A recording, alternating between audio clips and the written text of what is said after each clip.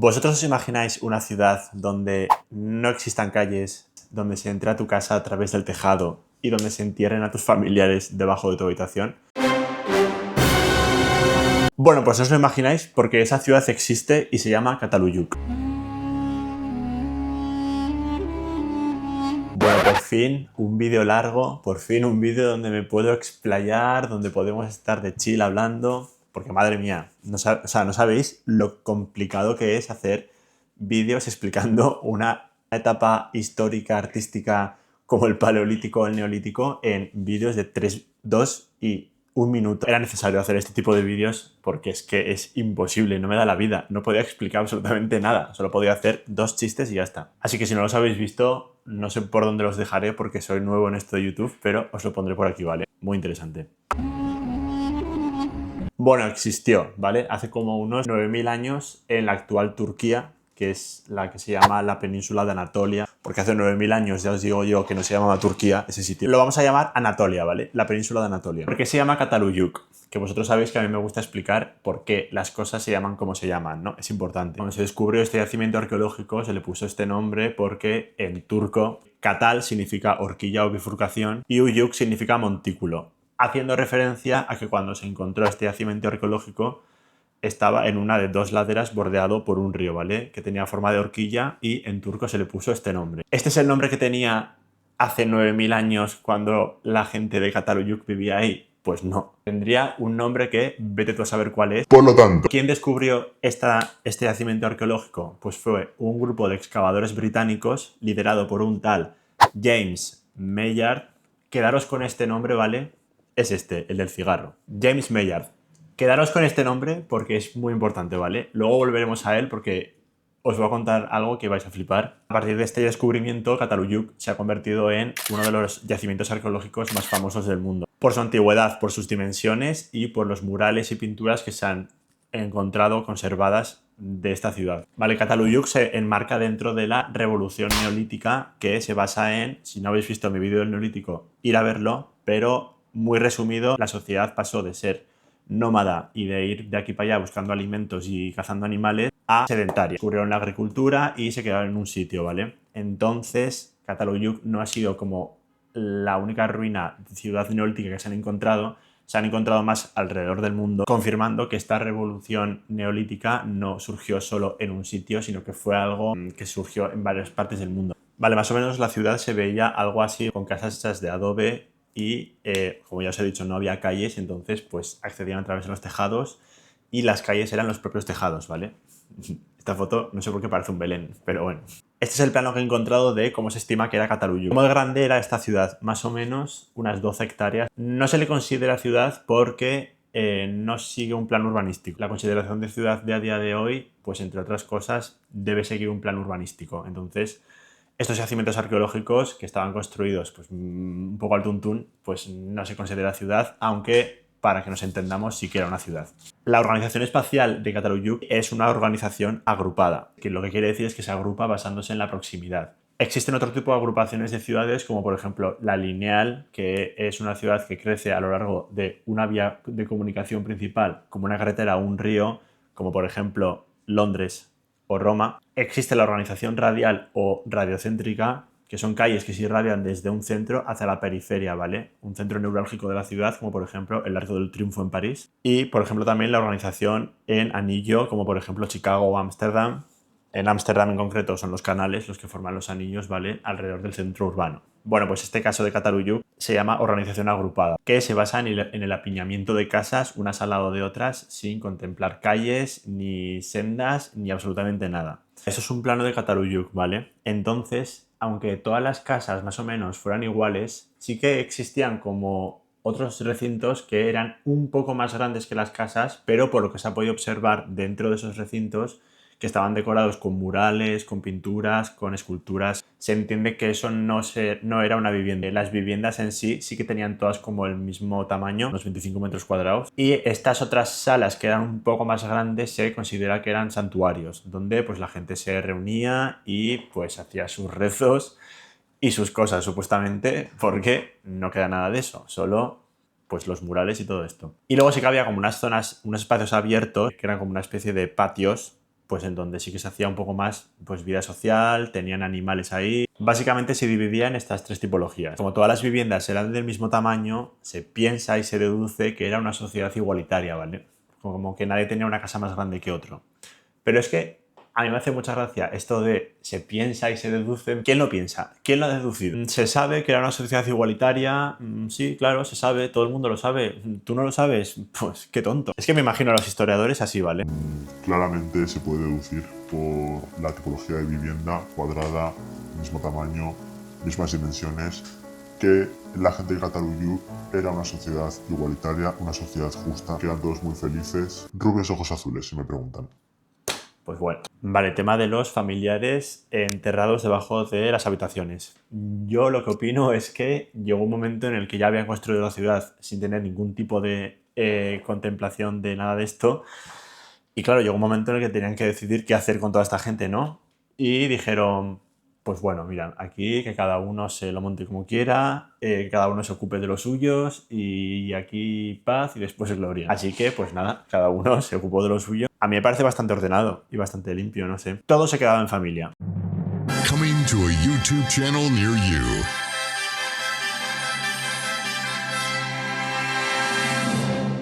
Vale, estaba editando, pero es que me he dado cuenta de que la historia esta del James Mellard me estaba liando mucho, me estaba alargando mucho. Os lo resumo. Este tal James Mellard era como un enamorado de Turquía, ¿vale? Especialmente de una zona de Turquía que se llama Anatolia. Entonces él sabía que allí pues se escondían un montón de tesoros, de civilizaciones antiguas, etc. Y él quería pues desvelar todos estos misterios. Bueno, entonces él se fue pues con 23 años a Turquía, pues a vivir ahí, se enamoró de una arqueóloga turca, se casó con ella y tal.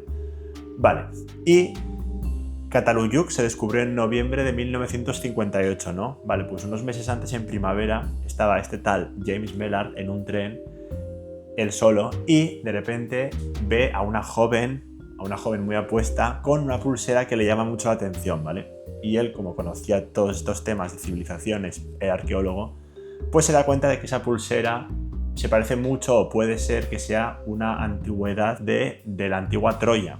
Que Troya no está en Grecia, sino que está en la actual Turquía, en la península de Anatolia. Entonces James, lo vamos a llamar James, ¿vale? Se acerca a esta joven y le comenta pues que la pulsera, que le ha gustado, tal, que a ver de dónde es. Y la joven, que se llama Anna Papastrati, ¿vale? Yo con ese nombre le diría, a ver, enséñame el DNI, parece un nombre falso. Entonces pues le comenta que sí, que es una pulsera, es una antigua reliquia, no sé qué, y la tía va en plan, ¿sabes qué? En mi casa tengo muchos tesoros sobre esta civilización y tal, si quieres venir a verla. Bueno, como flirteando con él, ¿vale?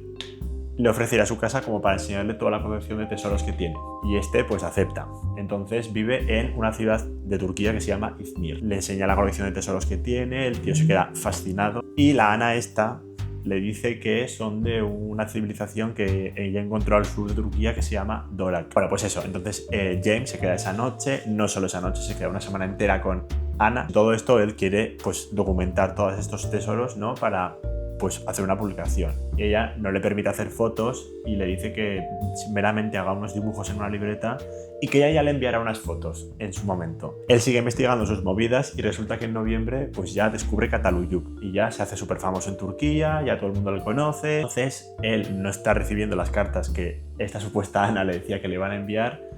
Pasan los meses y tal, decide publicar los dibujos que él había hecho y tal. ¿Qué pasa? Que cuando hace esa publicación, el gobierno turco dice, vaya, ¿pero qué es esto? Un tesoro aquí random que ha salido de vete tú a saber dónde, de una tal Ana. Bueno, a todo esto hay que aclarar que el gobierno turco pues ha sufrido siglos y siglos de saqueo, entonces pues están como muy concienciados con todo el tema de antigüedades y tienen como una legislación muy estricta sobre qué hacer cuando encuentras pues este tipo de antigüedades, ¿no? Las tienes que documentar, tienes que llamar pues a la policía de las antigüedades, no sé a quién, y tal, cosa que este tío no hizo, lo publicó y Santas Pascuas. Bueno, entonces claro, el gobierno turco le cogió a este y le dijo, vamos a ver, Jamie, ¿qué es este tesoro? ¿Quién es esta tal Ana? Cuéntanos, porque aquí... Total, que el gobierno turco decide ir a Izmir, a esta dirección, y, oh sorpresa, no existe esa dirección, oh sorpresa, no existe ninguna tal Ana Papastrati, se veía venir. Por lo tanto, bueno, resumido y tal, se meten follones James Mellard porque empieza a ser acusado de contrabandismo, de antigüedades, y la acusación le decía como que él había querido hacer esta publicación en esta revista arqueológica para pues aumentar el valor de las piezas del tesoro de Dvořák para luego venderlas por más valor y tal. Entonces básicamente le acusaron de eso y el tío de mientras estaba metido en la excavación de Cataluyuk, ¿vale? O sea, imaginaros, pues le empezaron a quitar los permisos y tal, y finalmente básicamente le expulsaron de Turquía y no lo dejaron excavar durante unos 5 años. Esto se quedaría hasta aquí, pero en 2012 James Mellard la palma, ¿vale? Y su hijo, pues es el que continúa con el trabajo de su padre. Entonces, básicamente se metió en el despacho de su padre para ver sus documentos y, oh sorpresa, lo que vio fueron unos dibujos y unos bocetos de su padre idénticos, perfectamente iguales a todos los murales y todas las pinturas que supuestamente se habían descubierto en Cataluyuk y que se habían dado como buenas. Por lo tanto, se dio a pensar que este tío, el James, había dibujado todos estos bocetos desde su imaginación y los había presentado como originales. En fin, un pieza. Bueno, y pasamos a la sección favorita de todos, mejorando Cataluyuk, en este caso. Arquitecto mejora Cataluyuk o como sea. En verdad, no sé muy bien qué nombre ponerle como a esta sección, porque arquitecto mejora me parece un poco pretencioso, ¿no? En plan, parece como que voy a hacer una tesis doctoral aquí y nada más lejos de la realidad. Pero bueno, son risas, ¿no? Vale, entonces para plantearme cómo mejorar Cataluyuk, me pongo en la situación de que, imaginaros que ya han construido todo Cataluyuk, ¿vale? Ya la han cagado. La has cagado. Ya no han hecho calles ni absolutamente nada. Han dicho, Coño, las calles. ¿qué puede pasar? A mí me ha pasado. Yo, en un proyecto de arquitectura de la carrera, se me olvidó poner ventanas en el proyecto, ¿vale? En el edificio. Esto es real. Entonces, el profesor, cuando le enseñé el proyecto, lo vio y dijo como, muy bien. ¿Y las ventanas? ¿Y la europea? Entonces, bueno, pues me hizo rehacerlo y tal y ponerle como ventanas al edificio, ¿no? Ya os lo contaré. Aparte del tema de las calles, yo creo que este proyecto se podría encaminar por distintas vías. Una opción sería, por ejemplo, todo el tema de los familiares de esta gente que estaban enterrados debajo de sus casas, pues a lo mejor crear una especie de cementerio o algo en Cataluyuk para que tu abuela no esté durmiendo contigo por las noches. Cosa que me hace plantearme algo y es en plan, ¿qué crees que es más creepy? ¿Tener a tus familiares enterrados debajo de vuestro salón o debajo de vuestro dormitorio? O lo que hacemos nosotros a día de hoy, que es tener un sitio comunitario, véase cementerio, fosa o lo que sea, donde acumulamos ahí a toda la gente. Luego tú vas a esos sitios y la verdad es que dan un poco de mal rollo, ¿no? ¿Qué es más creepy? Yo, bajo mi opinión, yo diría que es más creepy tener a tu abuela durmiendo contigo por las noches. No sé, digo, yo prefiero lo que tenemos ahora. Pero bueno, oye. Vale, entonces os preguntaréis, ¿tiene alguna ventaja que no hubiera calles en esta ciudad y que todo se hiciera a través de las cubiertas y que las casas estuvieran pegadas y tal? Pues no. Y me diréis, bueno, pero las abejas, por ejemplo, sí que los paneles tienen forma hexagonal y están todos unos pegados con otros y ya no necesitan calle y las abejas son muy listas y las abejas bla, bla, bla. Vale, pero ¿vosotros sabéis qué diferencia principal hay entre las abejas y nosotros? Las abejas pueden hacer una cosa que tú y yo no podemos hacer. ¿Y sabes qué es? Volar. Entonces las abejas no necesitan calles, porque las calles de las abejas son básicamente todo el aire. Pero nosotros, como seres humanos deficientes e imperfectos, solo podemos movernos por el plano 2D, entonces necesitamos calles, ¿vale? Luego también se podría pensar, como hemos visto en el Paleolítico, al estar las casas tan pegadas unas al lado de otras, pues podría actuar modo cueva, ¿no? Y podrías decir, bueno, pero entonces la inercia térmica... Bueno, pues la inercia térmica no es la solución a todos nuestros problemas, ¿vale? Por lo tanto, la propuesta es una calle para Cataluyuk. Que suena mucho a la película esta de Un puente hacia Teravitlia, ¿no? Que no la he visto, por cierto. Está bien la peli. Vale, por lo tanto, si este es... Vamos a dibujarlo bien. Como hemos visto, el plano de Cataluyuk no es en un territorio horizontal, ¿no? Es en un territorio escarpado en una ladera. Por lo tanto, no podemos poner el puente de manera lineal que vaya de un lado a otro porque tendría una pendiente pues exageradamente grande. Entonces, lo que haría sería colocar el puente que fuera de un sitio a otro de la ciudad a modo zigzag, reduciendo la pendiente de este y llegando pues a la mayor parte de los sitios posibles de Cataluyuk. Entonces lo planteo como una pasarela. ¿Cuánto de ancho? pues no sé, vamos a poner unos 2 metros porque tampoco había tanta gente en Catalunya. Con 2 metros es suficiente. Entonces, ¿dónde se apoyaría el puente? Dado el sistema constructivo de Catalunya, que no era muy avanzado, ¿vale? Habría que encontrar puntos intermedios de estas viviendas, pues donde estuvieran los muros de carga para intentar apoyar esta pasarela, pero claro, la pasarela esta sería bastante pesada porque sería de acero. Entonces el puente se apoyaría aquí, pero claro, no sería un apoyo muy firme porque hemos visto que estos muros están hechos de adobe y tal, entonces a la mínima que lloviese un poco, pues...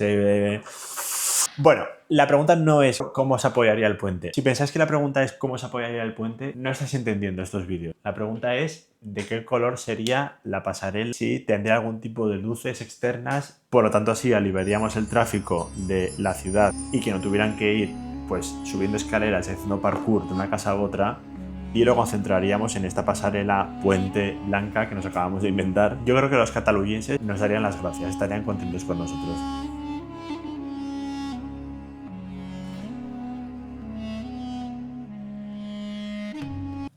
¿Qué os parece? Yo lo veo bastante bien, ¿no? Tiene aquí su puentecillo, sus mesetas, sus plataformas para bajar a las casas, con algún mirador por ahí también para ver la ciudad. Es verdad que ahora viendo el proyecto en su conjunto me he dado cuenta de que no tienen ventanas tampoco. La única ventana que tienen es el agujero por el que entran a su casa. Que yo creo que los de Catalunya y yo tenemos algo en común. Tenemos como una conexión, ¿no? Nos entendemos. Sabemos de qué va la vaina. Me entendería con ellos y me dejarían construir el puente. Y bueno, nada, hasta aquí ha sido el vídeo de Catalunya. Espero que os haya gustado, espero que hayáis aprendido mucho, como yo. El siguiente vídeo que grabaré, espero que pronto. La siguiente época artística que toca es el Antiguo Egipto. El Antiguo Egipto, ¿Qué secretos nos separará el Antiguo Egipto? No lo tengo ni grabado, no lo tengo ni preparado. Para que veáis, esto es lo que tengo apuntado, de momento del Antiguo Egipto. No mucho. ¿Y la europea? ¿Y las ventanas?